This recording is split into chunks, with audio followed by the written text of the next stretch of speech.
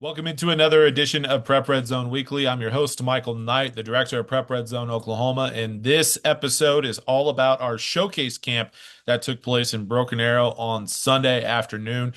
We had about 65 to 70 players all across the state of Oklahoma and even some of the surrounding states as well show up, and they were ready to work on Sunday. We had a fantastic camp from start to finish. It started with the testing portion of camp, then it went into individual drills, and then we finished things up with one-on-one competition. And we had some fantastic competition from start to finish. Coming up here on this show, we're going to kick things off with a breakdown on the 7 MVP winners for each position: quarterback, running back, wide receiver, offensive line, defensive line, linebacker, and defensive backs. We'll hear from all 7 of those MVP winners as well. And then we'll dive into a ton of athletes that stood out to us throughout the camp. We'll be joined by Tony Daniels, who was also who joined me at the camp. We've had a lot of breakdowns right now on Prep Redzone Oklahoma that you can check out.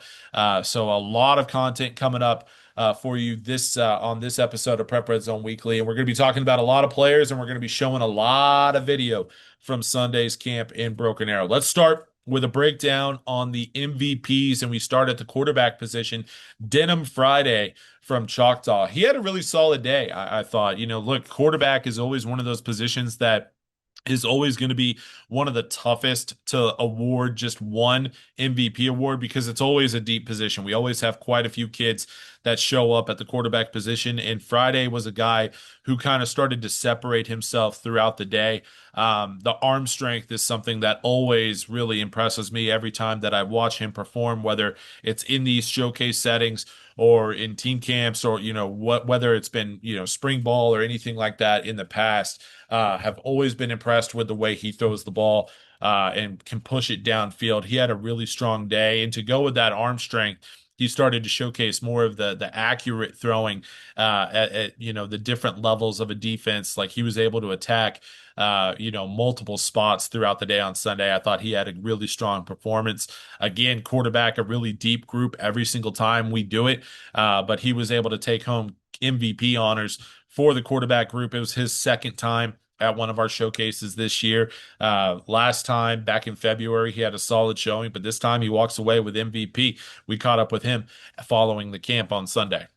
Honestly, it feels good. It was a great group of guys out there. A lot of competition, you know what I mean? But when you're that guy, you're that guy. So honestly, I thank God for my ability to throw the ball like this, my training, and my dad for getting me here.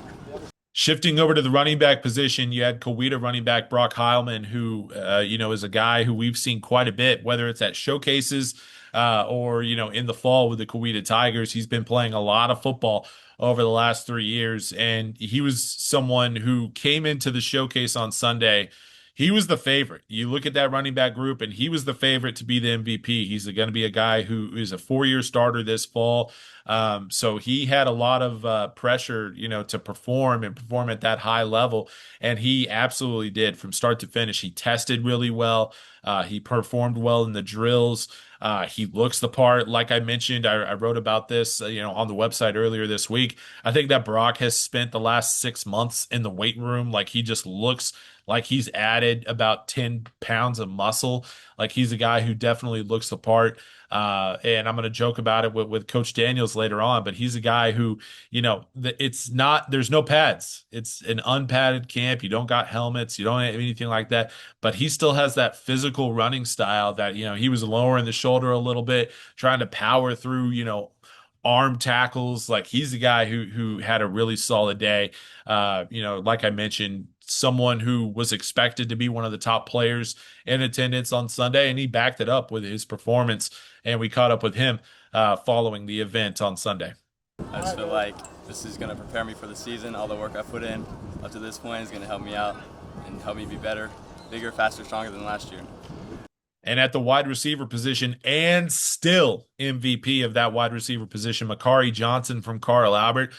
He was the runaway winner of that award back at our February showcase, and so he was there to defend the title on Sunday, and he did so. And we wrote about it on Prep Redzone Oklahoma. I don't think he was 100% on Sunday. I think he would tell you that he wasn't necessarily 100%, but man, it didn't really look like it. He performed, almost just as well as he did back in February. He had a really solid day. And again, kind of similar to the quarterback position, wide receiver is a position that, you're always going to have a lot of numbers there. And we had quite a few wide receivers that performed well on Sunday, but Makari Johnson, just from start to finish, he's someone who, I have firmly been in the camp that he is about to blow up. It's not a matter of if, it's a matter of when. And we caught up with him following the camp on Sunday. It's a blessing. Put in a lot of work. I grind. I feel like I work harder than anybody else. My work ethic speaks for itself, and I'm just glad it could show out here. Going to the line of scrimmage and going to the offensive line first, you had Hilldale offensive lineman Ty Gaither, who walked away with MVP honors on the offensive line. And this was another race that kind of went down to the wire. We had a couple of guys that were in the running for it. A really solid group. In fact, looking at O-line versus D-line, I thought probably across the board, O-line had the better day on Sunday. They had quite a few guys that performed incredibly well. And you look at Ty Gaither, coming out of that camp on Sunday, he's already picked up a handful of offers, including from one of the coaches that was in attendance on Sunday. And we, posted about this on social media. Again, you come to our showcases, it's not just about competition. It's about getting real exposure. A coach that was there saw him. He's now offered Gaither. So that's, opportunities that are there for you if you perform well at a Prep Red Zone event. Ty Gaither, an offensive lineman whose ceiling is incredibly high. He looks the part. He obviously has the size advantage over a lot of different guys. And we thought, he was one of those offensive linemen that has the opportunity to continue to improve over the next 6 months into his senior season with Hilldale this fall. We caught up with him following the camp on Sunday. Well, it means a lot. It means I came out here, got that work done, did my best did what I could do through every capability, and just got to work. We mentioned it with Makari Johnson, a guy who went back-to-back at MVP. On the other side of the line of scrimmage, at defensive line, Caden Ford, your back-to-back defensive lineman MVP winner from Fort Gibson. He was our MVP back in February, and kind of similar to Brock coming into this camp on Sunday, he was expected to do it again. We've seen Caden at our camps for the last several years, and every single time we see him, he's better than the last time. And every time we see him, it's one of those things where it's like he's one of the top dudes at that position. He always performs well. He beats guys nonstop. And what we love about his game is how he does it in different ways. He can beat you with speed. He can beat you with power. He can beat you with moves. He's technically sound. And you'll hear from him here in a minute how, look, yeah, he understands that. He's not the biggest defensive lineman, but throw on the tape, watch him go to work in person, and you see that it doesn't matter. When I come out here, I just want to show, it doesn't really matter my height. I'm one of the best D tackles in the state. There's no one on this field that can match up to me. People say I'm undersized, but I don't really see it. I see a D tackle who's going to go out there and work for whoever coach gets called. Sticking on defense and going to the linebacker position, Dane Jensen from Pawhuska not only had a really good day on defense, but he was also putting in work on the offensive side of the ball, catching some passes at the tight end position. He's also, had experience at the running back spot for Pawhuska over the last couple of years. Dane Jensen, a linebacker that, he tested well. It was a busy weekend for him as well. I know he camped at UCO on Saturday, then camped with us on Sunday. He walks away with the MVP award from the linebacker position. And that was a group that coming in, I didn't realize how deep it was, but we had a really solid competition for MVP at the linebacker spot. Really impressed with that group as a whole, and we'll get into more of those standouts with Coach Daniels later on in this show. But Dane Jensen walking away with MVP honors for the linebacker position, and we caught up with him after the camp on Sunday. I mean, there's a lot of guys that can hit on one too. There's a lot of linebackers here, and I was happy that I was chosen to perform at the end. And then finally, our MVP for the defensive back group was Raiden Woodson from Deer Creek, a name that I did not know that much about coming into the camp on Sunday. And man, did that change. Woodson, we're always interested to see like who wants the smoke at the defensive back group because at a lot of these showcases, if you're a DB, you're outnumbered by the receivers. Like we probably had 6 or 7 defensive backs. We easily had double that in terms of wide receivers. You wish that it was more balanced, but that's just the way it is. Some of those receivers, they probably play a little defense as well, but they didn't want to get work on Sunday on the defensive side of the ball, so it happens. But I was so impressed with Raiden Woodson. That kid came to play. He performed incredibly well throughout the day. One-on-one competitions, he was off the charts good. He was the runaway winner for MVP at the defensive back position, and he's someone who I'm going to be following moving forward. Because again, going into the camp on Sunday, didn't know that much about him. That's why we love doing these events. The other MVPs, all 6 of them, I knew about coming into the showcase. I didn't know Woodson coming into the showcase, and that not only quickly changed, but he's a guy who I'm going to be following as we put the pads on in a few weeks with Deer Creek, and I'll be seeing them at team camp later on, late May, early June, and then into the season as Deer Creek tries to make some noise in 6A1.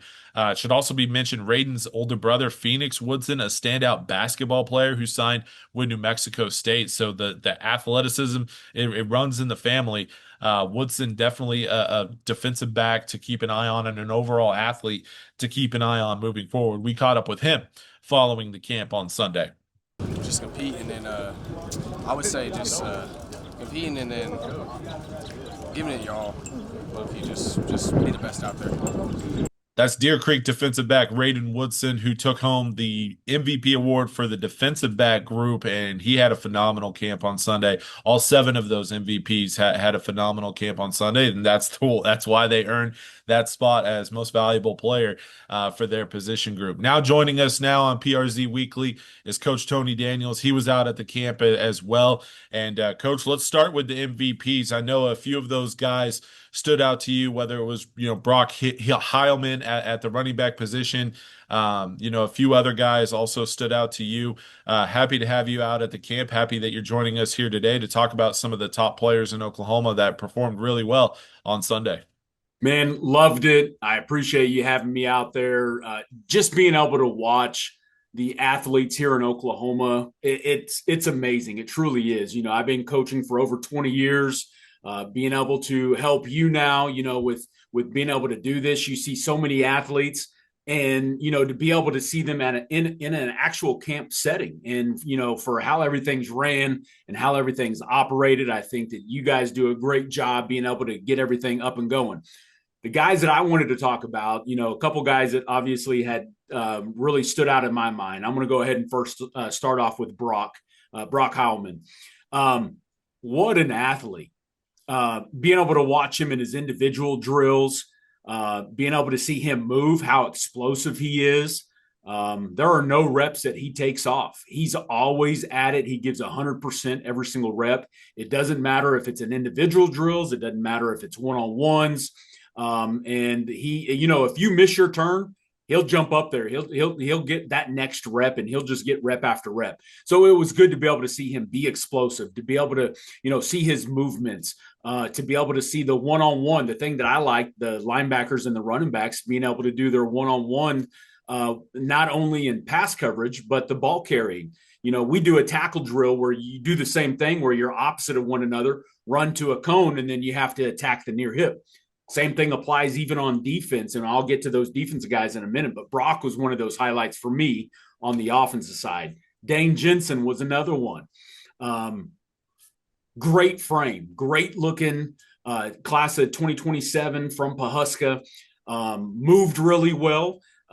Coverage had a lot of good one-on-one reps, and it seemed like any time that Brock ended up going up there, that Dane was up there, he was the next guy. He wanted to be that guy, and it didn't matter where Brock was. You got to see that competition between those two MVPs going into battle, kind of going up against one another.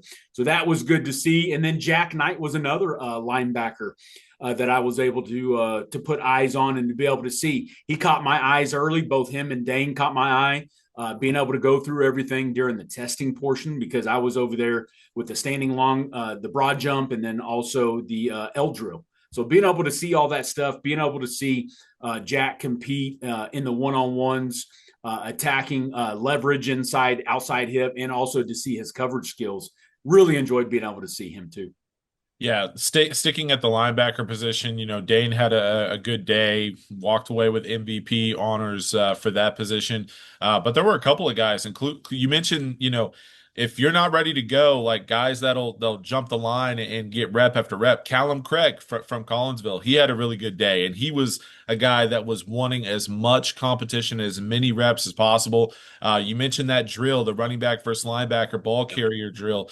Callum was getting as many reps as possible there. And you mentioned Brock at the running back position. It was so fun watching him run that drill in particular, because you could tell that he's ready for spring ball. He's ready for the pads to come on, because that drill in a camp setting with no pads, nothing like that, like you got to showcase the moves a little bit. You got to juke, spin, like whatever you got to do Right. to avoid the linebacker. That's not Brock's game. He was lowering the shoulder. I'm like, Brock, you don't got the pads on yet, buddy. But he was explosive. He was very the acceleration was really impressive from him. And Yeah. he was just one of several guys that really stood out in that drill. The defensive side of the ball really performed well. Let's go to the line of scrimmage, because I thought we had a really good group of offensive linemen and defensive linemen. Offensive line MVP was Ty Gaither from Hilldale. On the other side, you had Caden Ford from Fort Gibson, a former Hilldale Hornet himself. Caden Ford is a guy who, I've seen at these camps for the last several years, and he is just an absolute monster on the line of scrimmage. He's not the biggest defensive lineman, and you heard him earlier in the show talk about like how, look, he understands there's questions about his size, but you throw on the tape, you watch him go to work in person. That guy is as technical as it comes. Like he can beat you in a variety of ways. Ty Gaither on the other side, I thought had a good day at offensive tackle. He's earned it. He's already picked up a couple offers coming out of camp as well. The offensive line and defensive line groups were always something that I love watching at these camps, and they performed well again on Sunday.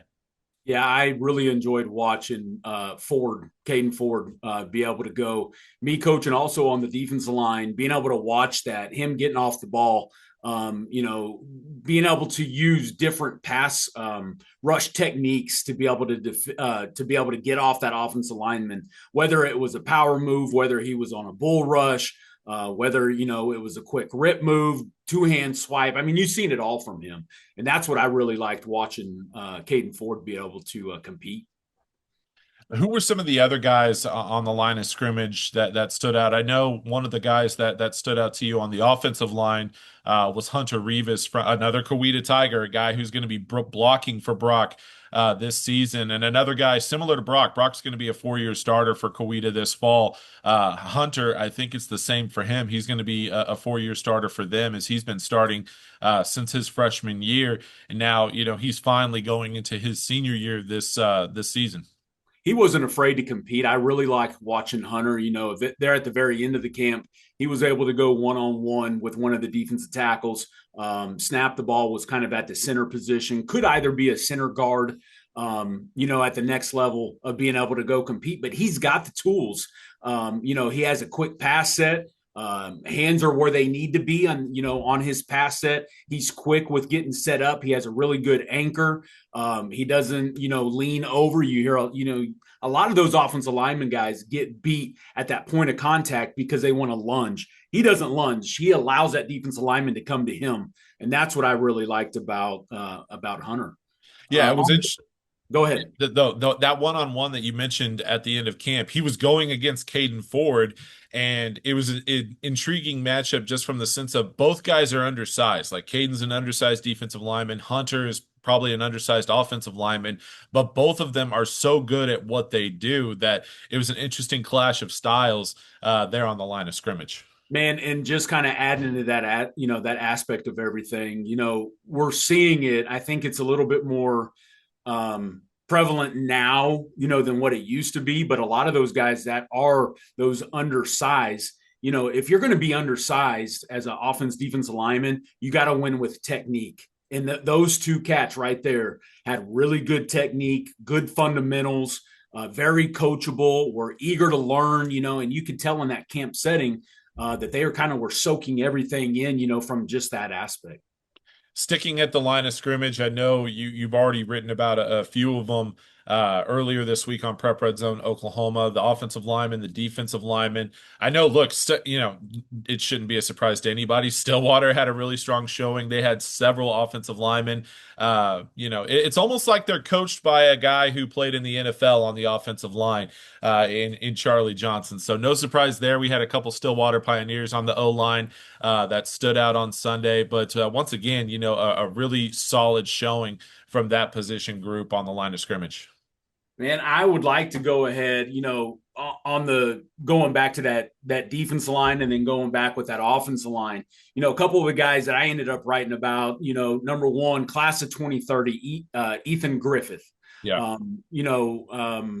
That young man, be able to come up, to be able to compete, good frame, has the tools. Even though the defensive lineman, if you look at him and he's running routes as a tight end, I really like him at that H-back tight end position.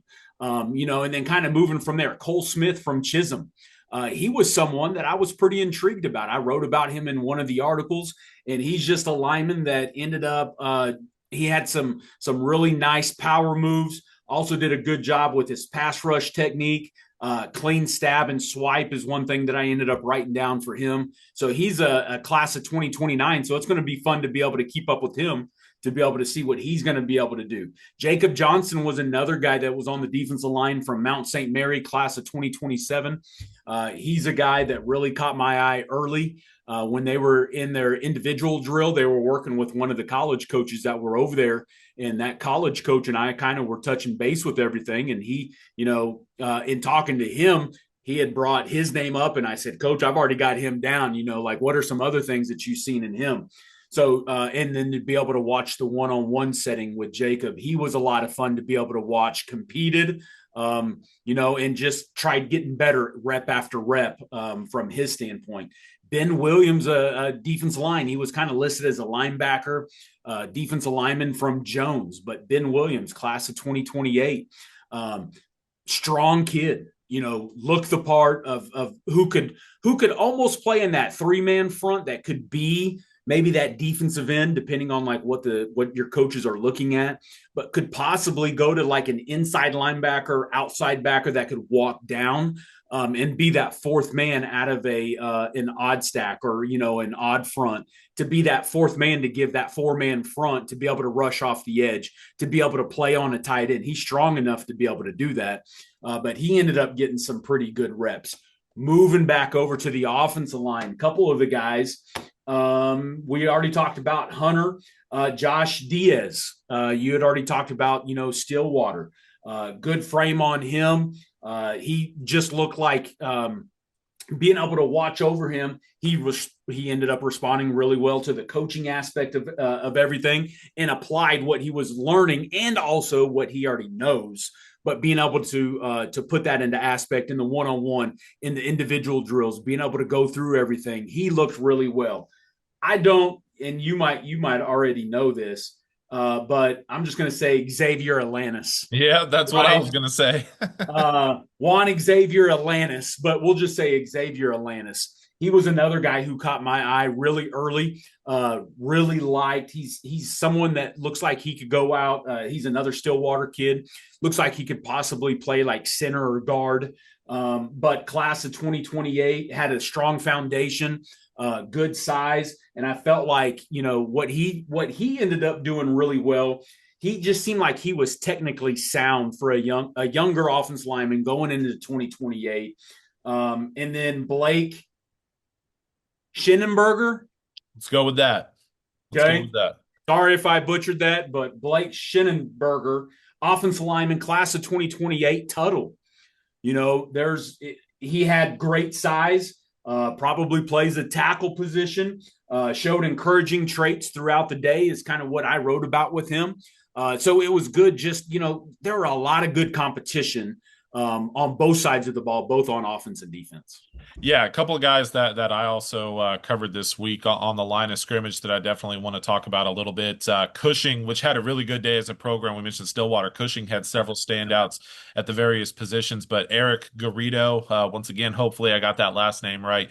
A young defensive lineman that really had a good day. He had several reps against our O-line MVP, Ty Gaither, where he got the best of him. A guy who really uses that quick first step coming off the edge. There were a couple reps where he just, he used that speed to work to the inside and immediately get past the guy in front of him. He had a really strong day. Just a couple other guys on the line of scrimmage. I know going back to Stillwater, Daniel Hornbeck on the offensive line, good looking kid where he already has some size. He has a really strong base that he was working with, use that strength to his advantage. Some guys would just try to bull rush him. And look, you see that in these camp settings where they go one-on-one with the no pads, and a lot of defensive linemen, they just fall back to that bull rush technique. Not against Hornbeck. That base that he had was too strong. He was keeping guys out of the backfield. I thought he had a good day as well. Let's flip gears and talk a little bit about some of the quarterbacks that stood out throughout the day. We already talked about Denham Friday from Choctaw. He was our quarterback MVP, but there were a couple other guys at that position that I thought had really strong days. We mentioned Cushing, Gabe Gurley. He's a recent addition to the Cushing Tigers. He was at Ada last year as a freshman. Now he's at Cushing.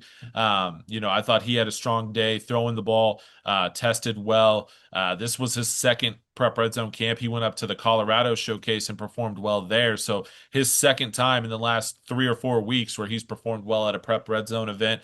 Talon Schaefer from Hilldale, I thought had a really good performance. And he's a guy who I've seen, over the last several years, whether it's 7-on-7 or our camp settings, he just performs well at these things. Like he's always putting the ball where it needs to be.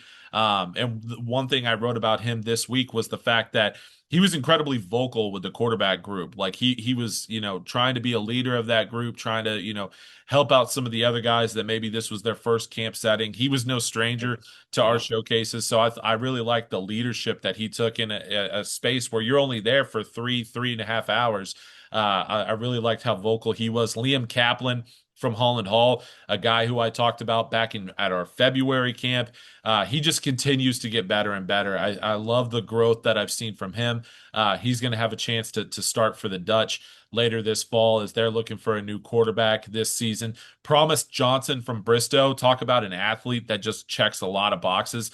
Obviously, we started the camp with the testing portion, and he performed incredibly well, whether it was the shuttle or the L drill or the broad jump or the 40. He was going to test off the charts no matter what. And then what I liked is his development as a passer, because he's clearly a really talented athlete. But when you're a quarterback at these showcases, all you're doing is throwing the ball. Like you're not scrambling, you're not making people miss. Like there's not really a live rush element or anything like that. So he's not able to use arguably the best part of his game. And so I really liked his continued development as a passer on Sunday. He definitely looks like he's improved from the last time I saw him in person. And then a guy coming from out of state, a guy who we've seen on the Prep Red Zone 7-on-7 circuit, Simi Gunther from Gentry, Arkansas. He had a really good offseason playing 7-on-7, and he had a really good day on Sunday. A guy from out of state coming over to Oklahoma to get some work in. I thought he had a really good day. He's another guy who's going to check the box from a physical standpoint. He looks the part at the quarterback position, and I thought he had a really strong performance throughout the day on Sunday, and that just kind of capped off what has been a really solid offseason for him, whether it's been in our 7-on-7 tournaments or the showcase on Sunday. Simi Gunther is a guy over in Northwest Arkansas to keep an eye on moving forward. But those were some of the quarterbacks that stood out to me. I know there were a couple of guys at that position that stood out to you on Sunday. Yeah, I think all those are great quarterbacks that you had that that we were able to put eyes on. But one guy, there are two guys that I'm going to talk about. But first guy, Michael Kent. I had in-game experience of being able to have to coach against him last year. And, knowing new coaching staff, Coach Coach Hennessy being over there, bringing in Coach Fine, and I've got to go with him to the Native All-American game up in Minnesota and be able to coach with him there and also down in Dallas. So I've got a pretty good connection with Mason, but bringing him in as a quarterback coach and, having a new system and be able to do everything. I knew what Michael could do last year, going up against him, but being able to see him in film in person. And then now in that camp setting, individual drills, when he would roll out, setting his feet up, being able to throw a good ball. He had good ball placement, could throw like a whole variety of different routes. And the thing that I like when I go to camps and I look at everything, quarterbacks, I think sometimes think, okay, I got to throw that deep ball and that's all I can throw. A lot of it has to do with timing. To get some of those real life experiences out there on the football field, instead of in what I think Michael does and what I think about the next quarterback, it's not always just that go ball. Here comes the comeback. Here comes those short to intermediate routes. I think Michael looked really well. I think he looked really good. He's a class of 2028 again over at Bartlesville. And I think having Coach Fine over there and Coach Hennessy and their offensive coaching staff and, a lot of the guys that they have over there, I think there's going to be he had a breakout season this last season. But in 6A2, I mean, I keep telling a lot of people that I'm talking to, Coach Hennessy does a dang good job of what he does in building those programs and knowing what he's looking for. And then he gets the coaches in place. I think that that Michael Kent's going to be a quarterback that's going to come out and he's going to have another great season, being a junior. The other quarterback that I had eyes on, Dylan Martin, class of 2029, Collinsville quarterback. Kind of like what I've already said, had a lot of short intermediate routes, had a really good ball placement on the comebacks, threw a really good post-go routes, good ball placement where a lot of it was kind of dropping it into the bucket, if you will. The ball placement is really what I liked with him and just being able to get those reps. Again, obviously a young quarterback, but, he's really developed since I've seen him his 7th grade year to where he's at right now.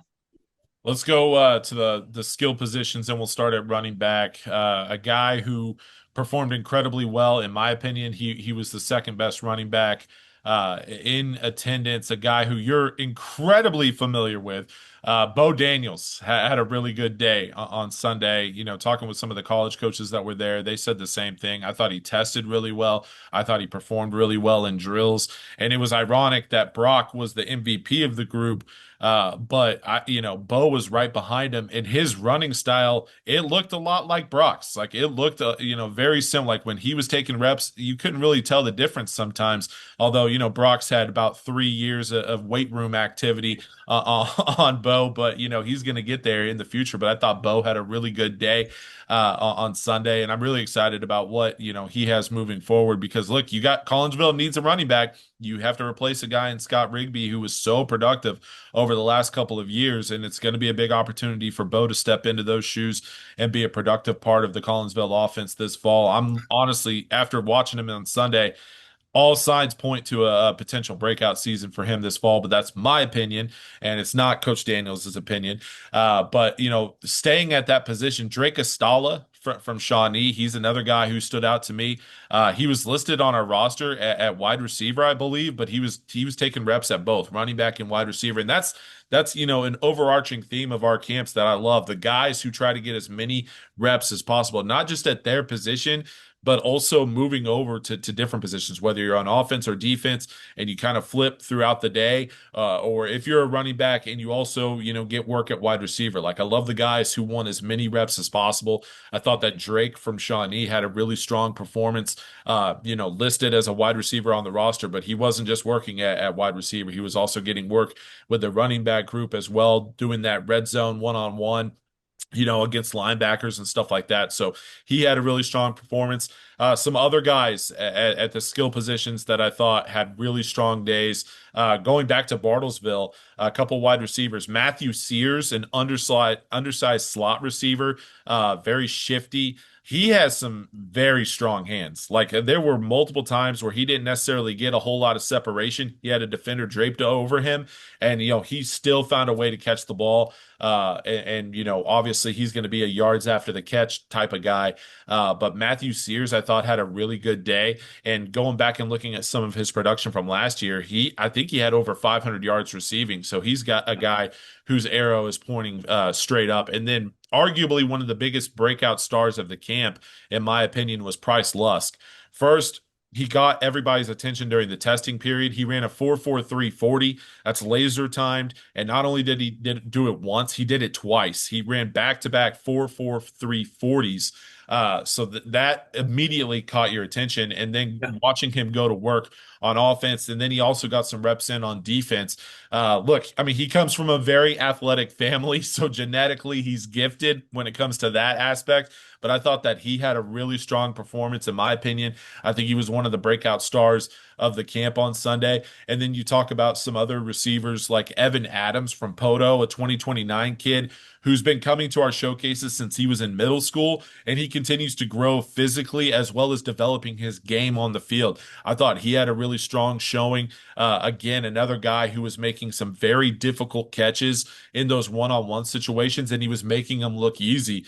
And then we had a pair of Cushing Tigers that I was fired up to watch in person. Lane Simpson, first, he was one of our all-state selections last year. I can't remember if it was on the second or third team, maybe even first team, because he was making plays on offense and defense last year, was a ball hawk with about 7 or 8 interceptions, had a ton of yards and touchdowns on offense for Cushing last year as a sophomore. He had a really strong showing as well. And then his teammate, honestly, Gage Sharp might have had a better performance on Sunday. Like every time I watched him in one-on-ones, he was making very difficult catches. He was performing incredibly well. We had a ton of really outstanding skill position players.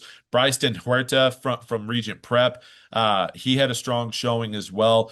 We had some guys that were playing both sides of the ball, like Asen Sherry from Muskogee, a young pup, 2029 prospect who's had a really good offseason. There were a ton of guys at the skill positions. And look, that's what you see at these camps, right? Everybody wants to be a quarterback or a wide receiver. So we were not lacking talent at those positions on Sunday.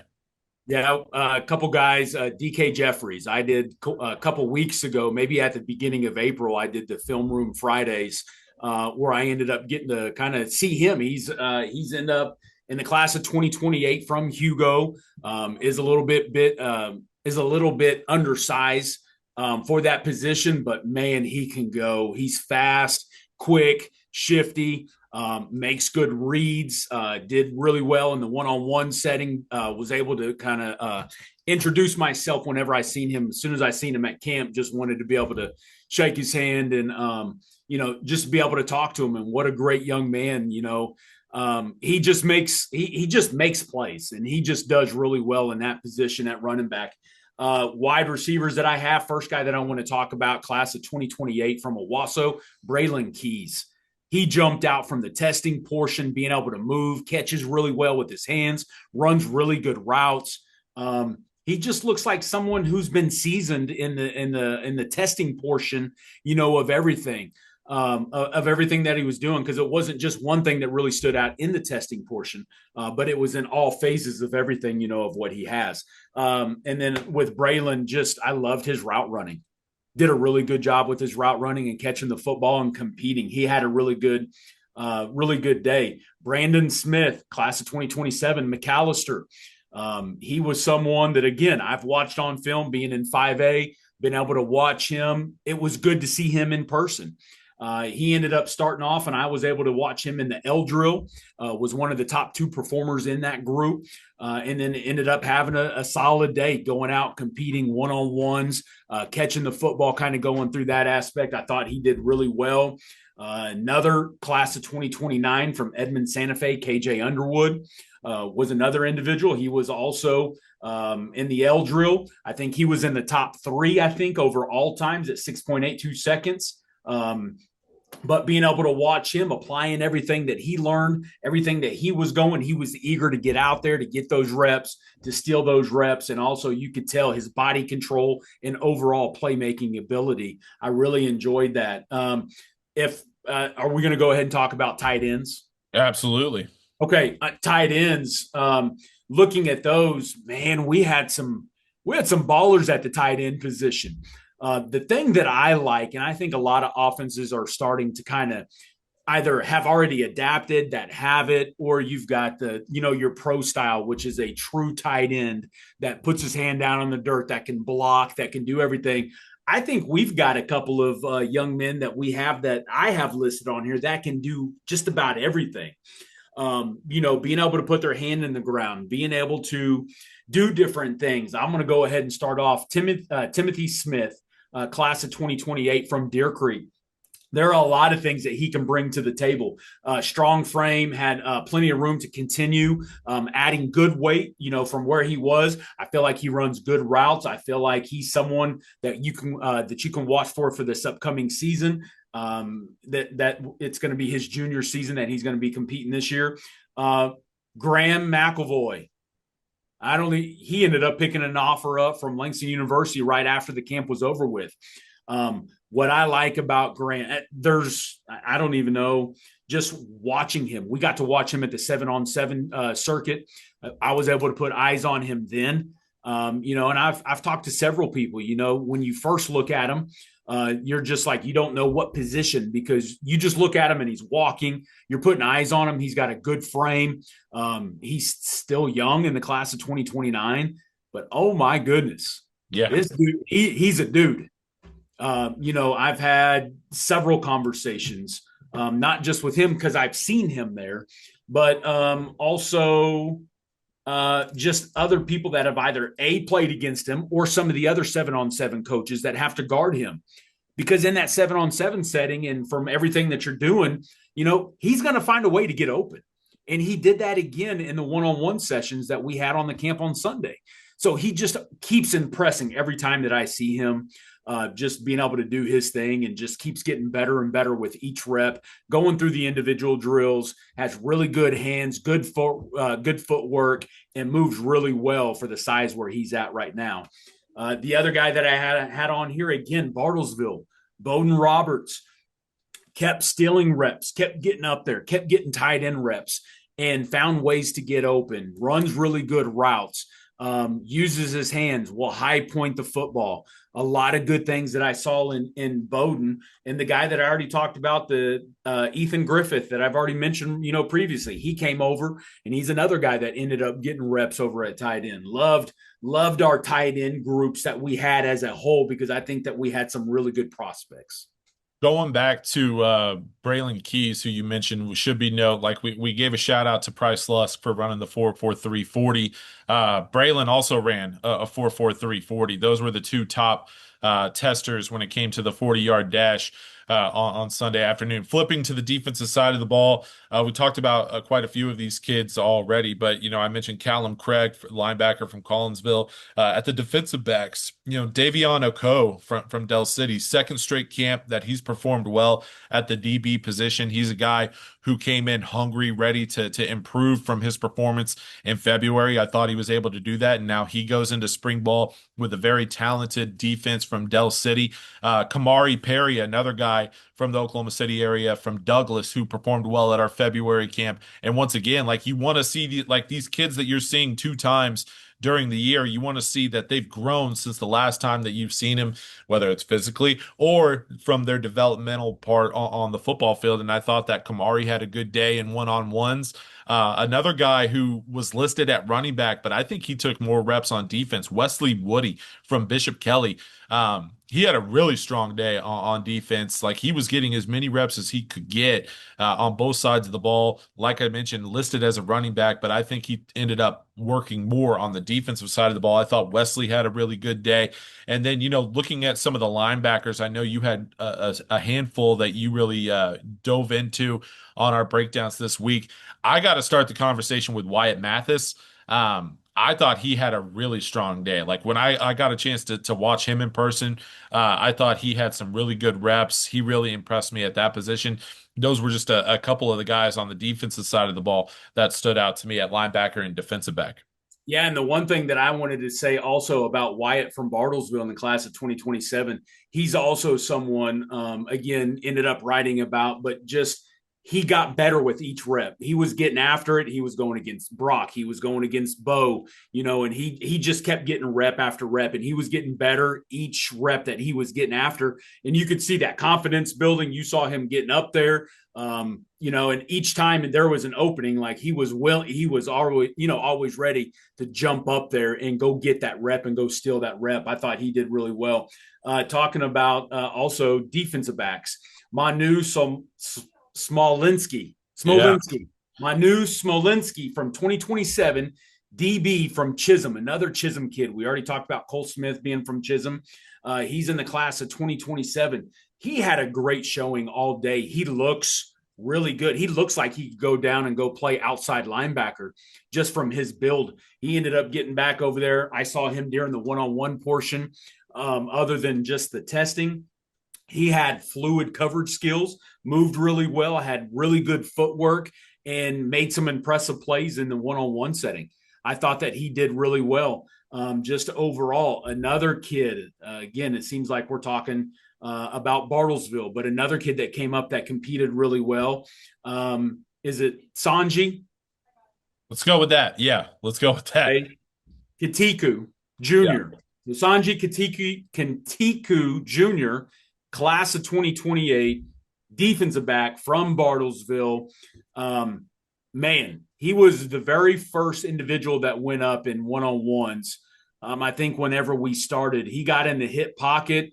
It might have been against Lusk that he ended up going up against, and you just saw his overall athleticism.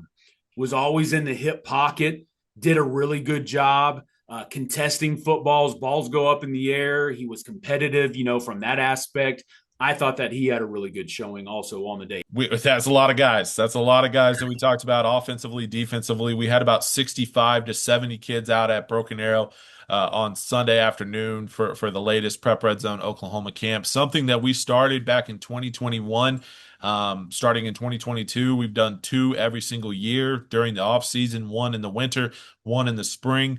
And it's been fun to watch this continue to grow. And it's really fun to go back and look at some of the guys who, have been at our events in the past, whether it's, the showcases or the 7-on-7 tournaments, and see how many of them are playing on Saturdays now and playing on Saturdays at a very high level. So it's going to be fun to watch this group that came through on Sunday to see how many of them end up at the next level and playing at a high level at that. But before we get to that, they have spring ball coming up here in a couple of weeks. They got their seasons coming up this fall, and we'll be covering everything right here on Prep Red Zone Oklahoma and the Prep Red Zone Oklahoma YouTube channel. And speaking of content, I know you've been hard at work in the film room watching film for the last month or so of players across the state of Oklahoma with the Friday film review, and you'll have another one coming up this week as well. Yeah, I'm excited to be able to do that. I'm glad that I have the opportunity to be able to do that, to be able to promote student athletes all over Oklahoma. So, the easy way, if you are wanting to have your film evaluated, if you want to be able to send everything off, is easy to be able to message me. Just know, can't message you back, not going to message you back. But if you send it to Coach_T Daniels, your huddle link, I'll be able to look at that. And I have a process, a list that I have that I go off of. And then each Friday, we take 5 individuals, athletes that we go from that range from any position that you play, offensive line, defensive line, any position that you're at. Would love to be able to get some information out there, to be able to put it on our platform for Prep Red Zone. But again, if you don't already, please follow me, Coach_T Daniels. Would love to be able to get some of that film, be able to get some of that stuff sent out there. And again, just appreciate, Michael, you all letting me do this. Yeah, absolutely. And if you need another way to get that film in, you can also send it to us at Prep Red Zone Oklahoma, and we can respond to you. We'll let you know that we got it and we got it into the right hands and the right eyeballs. More importantly, that coaching dynamic. Looking like it's one thing for me to write about kids and cover kids and talk about kids, but let's face it, you have more coaching background than I ever will, so it's fun to have that different type of voice talking more about the X's and O's as opposed to like the more bigger picture type stuff, like what they do for their team and things like that. That's the lane that I try to stay in as much as possible. But coach, like I said at the beginning, man, this was awesome having you out on Sunday. Another fantastic event.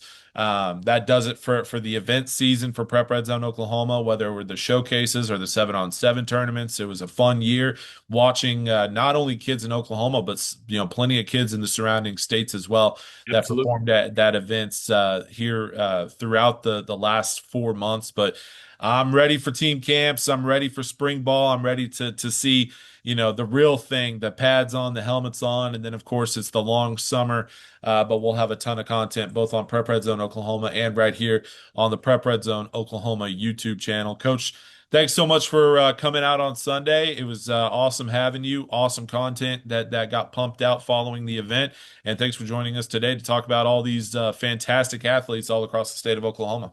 Michael, again, thank you. It's been a great season with Prep Red Zone, finalizing everything out. There are 11 days from where we're at sitting today for spring ball. Officially, everything kicking off on the 18th, getting through everything. Excited to be able to get out, to be able to help promote, to be able to get out there and see all the team camps and everything that are going on here in the state of Oklahoma. I appreciate it. Hey, Michael, you do a fantastic job. So we appreciate you and look forward to continuing and riding all this stuff out. Coach, I appreciate that. Thank you once again. That's Tony Daniels coaching at Collinsville right now, as well as one of our contributors on Prep Red Zone Oklahoma. Again, every single Friday, he has that Friday film review series that you can check out on Prep Red Zone Oklahoma. Thank you once again for joining us on Sunday and joining us here to talk about some of the outstanding athletes across the state of Oklahoma. Before we get out of here, we want to promote one more event coming up. It's not a Prep Red Zone event, but it's an event that Prep Red Zone Oklahoma will be at coming up on May 16th. It is a camp in Elgin, Oklahoma called Ballin' for Autism.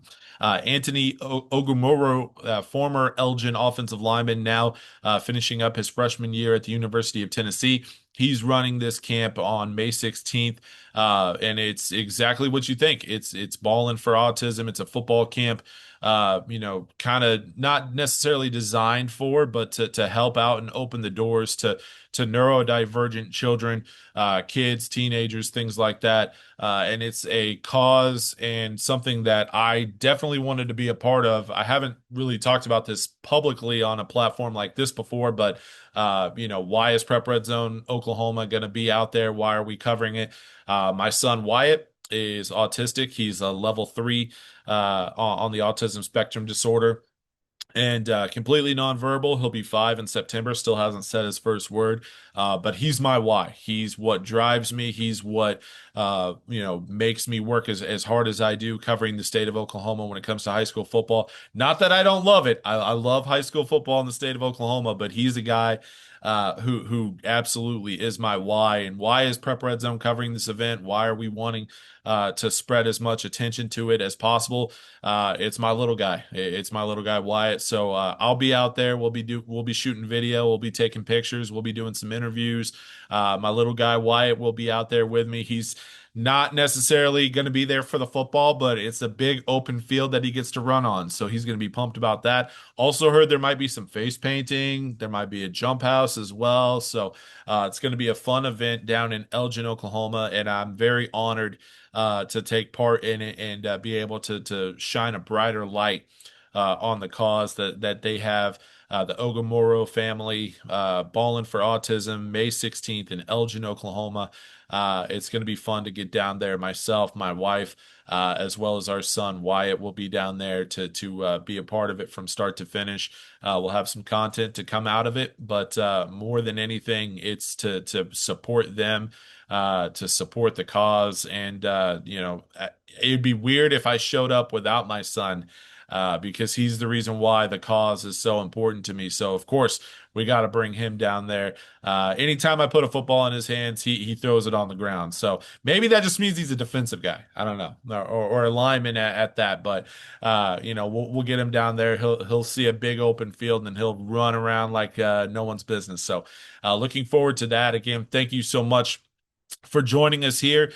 Again, thank you to all the campers that showed up on Sunday ready to work, all the parents, relatives, siblings, all the coaches that showed up ready to work as well. We had a really strong showing on Sunday, like I mentioned. It's been a fun event season for us at Prep Red Zone and Prep Red Zone Oklahoma specifically. And like we mentioned, we're less than 2 weeks away from spring ball starting. Team camps will be starting after that, so we'll have a ton of content not only on Prep Red Zone Oklahoma, but on the Prep Red Zone Oklahoma YouTube channel as well. So we appreciate you joining us here for this special edition of Prep Red Zone Weekly. Earlier this week, if you missed it, we had Jinx defensive back Caleb Dillard on for about 15 minutes to talk about his commitment to the University of Florida. You can check that out as well. Also, later on this week, we're hopefully going to be connecting with Choctaw tight end Titus Hawk, who recently committed to the University of Notre Dame, not only for football, but for baseball as well. So we're hoping to have that one-on-one conversation with him coming up later this week on the YouTube channel. And then also coming up next week, we got another big show that'll be coming up next week. We are recording with Josh McQuistion from Soonerscoop.com. He's been covering Oklahoma high school recruiting for years and years, and he believes that this 2027 class in the state of Oklahoma is one of the most talented in state history, at least in the recent memory here in the state of Oklahoma. So he'll be joining us to talk about that. We'll have a long conversation about some of the top 2027 prospects in the state of Oklahoma. Looking forward to catching up with Josh from Sooner Scoop on that next week right here on the Prep Red Zone Oklahoma YouTube channel. But until then, one final time for Coach Daniels, I'm Michael Knight, the director of Prep Red Zone Oklahoma, and you've been watching Prep Red Zone Weekly right here on the Prep Red Zone Oklahoma YouTube channel.